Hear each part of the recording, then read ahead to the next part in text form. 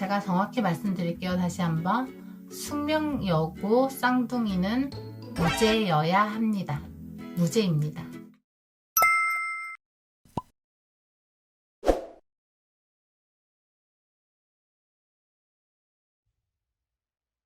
몰랐다는 그런 분들이 엄청 많으시는데, 오해했다, 이때까지는 뭐 저도 잘못 알고 있었다 하시던 분들이 많은데, 벽이라고 저는 표현을 잘 하는데요.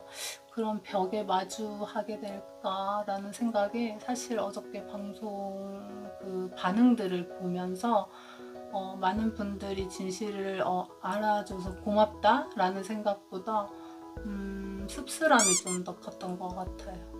그렇다고 해서 내가 겪었던 것들이나 내가 또 지금 연대하고 있는 분들의 이야기들을 내가 대표격으로 이제 여러 가지 법적 진행이라든지 뭐 그분들의 치료라든지 상담이라든지 이런 것들을 대표격으로 하고 있는 상황에서 내가 나의 이야기를 하기 힘들어 한다면 내가 어떻게 그분들을 대신 또는 대표해서 자리에 설 수 있을까라는 고민을 굉장히 많이 했던 것 같아요. 가짜뉴스 피해자 연대 단체를 준비하면서 저는 엄청 많이 고민을 그래서 했었는데, 자문도 되게 많이 구했고 조언들도 되게 많이 구했고 했는데, 사실 저는 좀 은퇴하신 신부님이나 목사님 같은 분들이나 아니면 기자 은퇴하신 분들이나 이런 분들을 이제 저희 단체의 대표님으로 모시고 저는 이제 활동가로 그냥 남으려고 했었어요. 나중에는 그렇게 되겠죠. 저희 단체가 점점 성장을 하다 보면 정말. 그런데 단체를 설립하기 전에 이미 그 모였던 피해자분들이 있었거든요. 그런 분들도 다 같이 얘기를 하는 게 뭐냐면, 어차피 그 NGO 단체는 대표가 2년제니까 일단 2년은 가혜 씨가 되는 데까지는 해보고 맡아보고 그 뒤에 가서는 또 생각을 해보자, 이렇게 말씀들을 해주셔가지고 제가 이제 동의를 구했죠. 그래서 왜냐면 제가 이제 하고 있는 일들도 있었고 하니까 같이 일하시던 이모님한테도 한 달치의 월급을 미리 드리면서 당분간 제가 장사를 못할 것 같다 이렇게 얘기하니까 사장님이 오랜 시간 생각하셨겠죠. 근데 뭐가 됐든 잘 하고 오세요 그러더라고요. 그 말이 어찌나 또 고마운지 감사하더라고요. 그래도 1년 가까이 같이 근무하면서 정말 동고동락했는데 당분간 가게 문 닫을 것 같다, 다른데 일자리를 좀 알아보셔라 라는 서운한 말이잖아요. 굉장히 어떻게 보면 급작스럽고, 그럼에도 불구하고 잘 되실 거라고, 잘 하실 거라고 그렇게 얘기를 하고 이제 퇴사하시고 영업은 이제 좀 접어놓은 상황이죠. 오늘도 이제 숙명여고 맞죠? 네, 숙명여고 쌍둥이가 2년인가 구형을 받은 것으로 알고 있어요. 어저께 이제 제가 밤에 그런 기사를 봤는데, 사실은 그 이면에 또 다른 쌍둥이의 진실도 또 있다라는 것, 여러분들이 지금 보는 언론이 전부가 아니라는 것 다시 한번 말씀드리고요.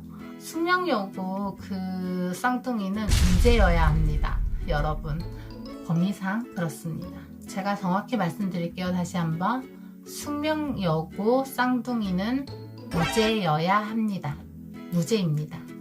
가짜뉴스가 생각보다 많은 해악을 끼치고 있다는 점, 그게 바로 정말 국민들이 제대로 알아야 될 권리들을 박탈시키고 있다라는 점 다시 환기시키면서 저는 이만 물러가도록 하겠습니다.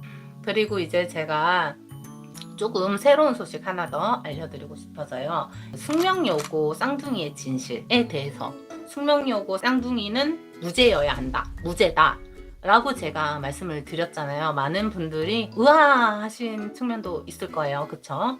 그런데 숙명여고 쌍둥이는요, 실체가 없는 사건이에요. 증거가 없어요. 거기에 대한 이면이 있다는 점을 조금 말씀드리고 싶고, 이게 굉장히 방대한 분량의 사건이에요. 그 자료들을 보면 여러분, 실체가 없는 사건이다. 이거는 지금 숙명여고 쌍둥이가 1심에서는 유죄가 나왔어요. 근데 2심에서 며칠 전에 징역 2년을 구형을 받았어요. 그럼에도 불구하고 제가 이 사건은 무죄여야 한다는 것이 뭐냐면 증거가 없어요. 아예 없어요. 그리고 그 숙명여고의 쌍둥이의 아버지인 그분도 지금 3년을 그 대법원에서 확정받았어요. 3심에서 이렇게 확정을 받아서 지금 형을 살고 계시지만 그럼에도 불구하고 이 사건은 무죄여야 하는 거예요. 왜? 아버지가 실체가 없는 사건에서 여론에 휩쓸려가지고 이게 유죄가 나왔단 말이야. 그런다고 해서 그 딸들까지 유죄여야 하나요? 잘못된 재판들이 굉장히 언론으로 잘못돼서 이렇게 흘러가는 것들이 되게 많고, 그리고 이제 그 아이들, 숙명여고 쌍둥이 아이들이 정말 청춘인데 좀 힘들어한대요. 사람에 대한, 언론에 대한 특히 거부감이 너무 심했고, 그 당시에도 언론 보도 윤리라든지 정식적인 취재 요청이라든지 이런 절차들도 없었을 뿐더러 그냥 무조건 카메라만 이렇게 들이대는 거예요. 그게 굉장히 폭력적인 거거든요. 그 카메라라는 것이. 저는 거의 스토킹, 언론이 숙명여고 쌍둥이들을 거의 스토킹한 수준이다 이렇게 생각을 하거든요. 이제 계속 자기네들이 반론이 있잖아요. 숙명여고의 쌍둥이들도 이 부분이 아니에요, 이 부분이에요, 분명히 반론할 것이 있는데 언론에선 다뤄주질 않아. 그러니까 화가 나는 거야. 그런데도 매너 없이 막 이렇게 카메라 들고, 그래서 그런 행동을 했던 것은 맞지만, 그런 철없는 행동 또는 좀 부적절한 행동을 지적하기 이전에 언론 태도부터 먼저 지적을 해야 한다.